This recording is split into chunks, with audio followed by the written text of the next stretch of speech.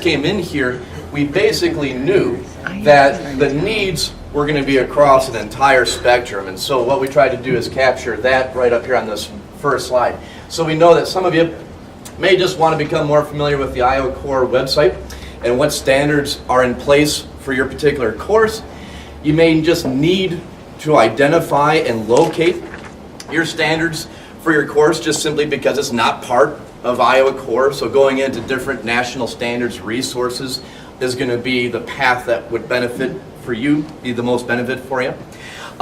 You've done all of the work in getting your standards for your course, but now you're in the process of possibly powering them or prioritizing them. That could be a need for you in this session, which is completely normal and natural. Or last, you have your standards, you've powered them or you've prioritized them, and now you just need time to continually just weave them in to what you're putting on for your course in Rubicon.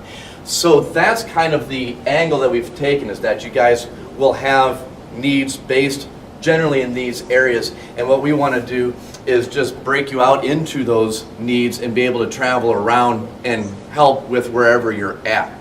So just as a quick overview for how to look at standards, how to organize them, how to power them. There's basically three characteristics, three kind of checkpoints when you look at your standards, whether they be national standards or whether they be from the Iowa Core, that says, okay, these are the ones for sure that I want to make sure my students get. This is what I want them to know. These are the big rocks. First off, does a standard have endurance?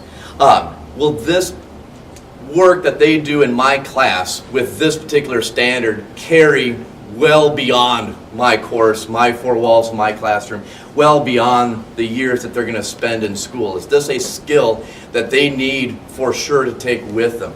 So that's endurance. The second one is leverage. When you look at standards that you're potentially powering in your course, which ones can transfer from your course to other academic areas?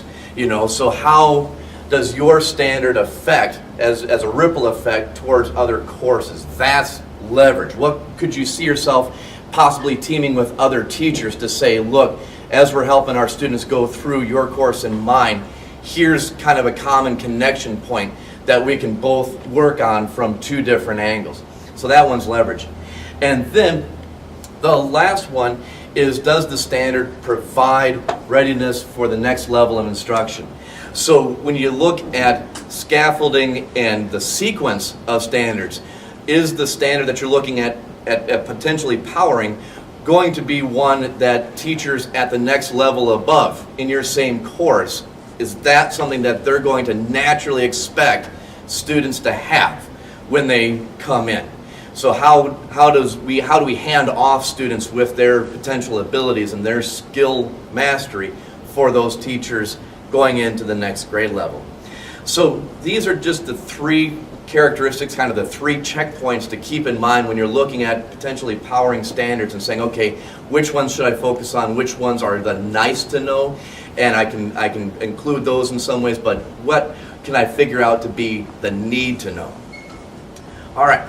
What we've also given you on this presentation is a link to a decision matrix just to help that conversation, just to help those notes, because as you go through any type of national resource or the Iowa Core website, it can get pretty messy with trying to figure out in certain disciplines with the number of standards there are, okay, which ones should we focus on? So what we want to do is just simply give you a Google spreadsheet to possibly take notes on and kind of look, all right, which ones have those three characteristics. So please use that to help out the conversations and to help out in organizing what standards you want to power, what standards you want to pull in for your course.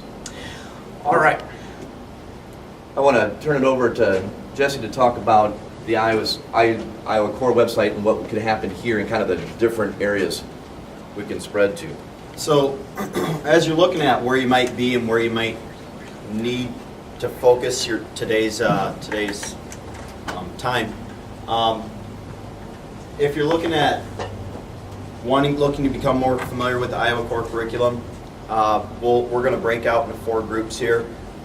We will be able to check out the new website, look at how some of those standards might tie to your specific classes, what you might need. Some of the 21st century skills, if you have those included in actually creating your maps in Rubicon, choosing standards from Rubicon.